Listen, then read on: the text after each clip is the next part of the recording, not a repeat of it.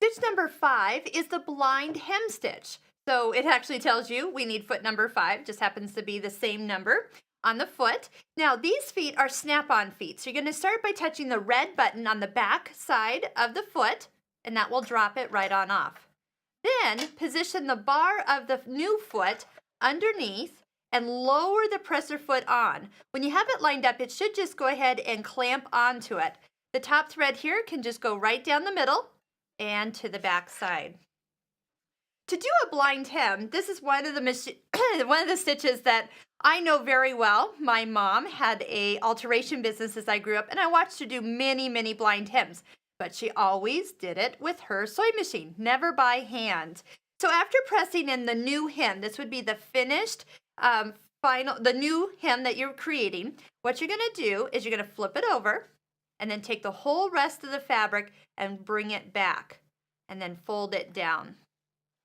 You would normally want to overlock this edge, being that this fabric has a little zigzag edge or pinked edge. That's another way you can actually go to set this up. When you lower the presser foot down, you will notice that the settings of the machine are already set, but the machine still doesn't know what weight of fabric we're actually working. So it will change as you work from a heavier fabric to a lighter weight fabric. Most people go, wait, my needle position's way over here on the right side. Yes, it is. Just leave it. It knows where it needs to start off, but the needle is actually hanging off on the left side. Here's why it's hanging off on the left side, because what you want to do is turn the hand wheel and sink the needle down into the fold of the fabric. So what you're doing, don't watch the blade just yet. You want to catch the smallest amount of the fold possible. As that changes, you can move this blade to the right or to the left and actually create the perfect guiding position for this stitch to follow.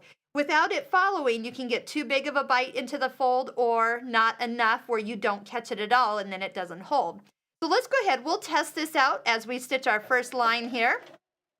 You're going to notice that this foot actually has the blade goes all the way to the back of the foot. And so as that needle is jumping over it, it is leaving a little hinge of thread. You know, that is actually what makes it so nice on these machines, is because when you go to open that up, that hinge, that extra thread helps lay it nice and flat. This is one brand of machine that has it. Not all of them do, and I really miss it when I don't have that blade going all the way through the foot for that extra little bit of thread. Here's what you're looking for when we go to open it up. We're going to go ahead, we'll pull it out and see where we're at. So we're catching just a little bit of this fold, and on this side, you're going to see a little tiny tick mark. As long as your tick marks are consistent in their size. So if you had taken too big of a bite and you bumped into that fold more, that would show more thread. Being that we have a fairly consistent bite here, we did it correctly. If you don't see any of the bites, well, this is a little bit of a fluffy fabric. So when you bite into it, sometimes you only catch just enough, and it really makes it look blind just because you didn't come over or through to the other side. So as you go to a lighter weight fabric, what you can do is that you'll usually get bigger bites. You can adjust the guide, or you can just adjust how wide the zigzag is. The zigzag is the width going side to side as it goes in bites. So if you're getting too big of a bite, you can just drop the width down by 1 or 2 touches of the button. We're not talking very much because that change is going to change half the distance that you're seeing here. So just try it with 1, maybe 2 changes of that button, and you'll get the perfect blind hem.